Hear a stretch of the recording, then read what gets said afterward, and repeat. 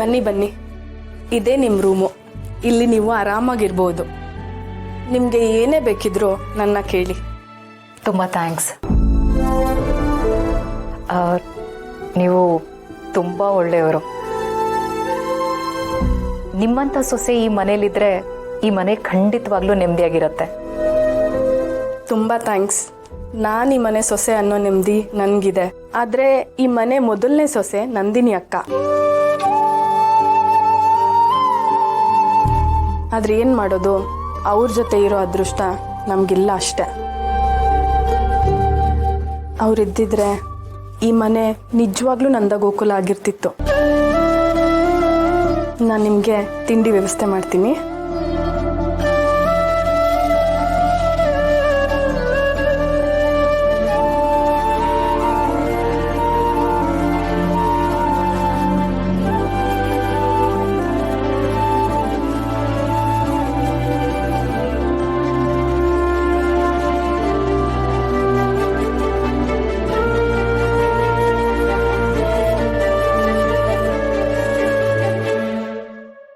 ಅತ್ತಿಗೆ,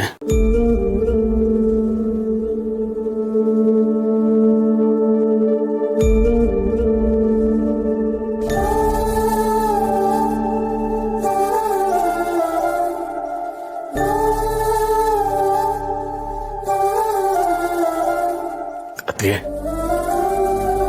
ನಿಮ್ಮನ್ನು ನೋಡಬೇಕು, ನಿಮ್ಮ ಮುಖನ ಕಣ್ ತುಂಬ್ಕೋಬೇಕು, ನಿಮ್ಮನ್ನ ಮಾತಾಡಿಸ್ಬೇಕು ಅಂತ ಕಾಯ್ತಾ ಇದ್ದೆ. ಒಂದ್ಸಲ ಮಾಸ್ ತೆಗಿತೀರಾ? ಎಷ್ಟೋ ವರ್ಷಗಳಿಂದ ಅನಾಥನಾಗಿದ್ದೆ. ಈಗ ತಾಯಿ ಹಾಗೆ ಎದುರಿಗೆ ಬಂದು ನಿಂತಿದ್ದೀರಾ. ನಿಮ್ಮ ಮುಖ ನೋಡ್ಬೇಕು ಹೊತ್ತಿಗೆ.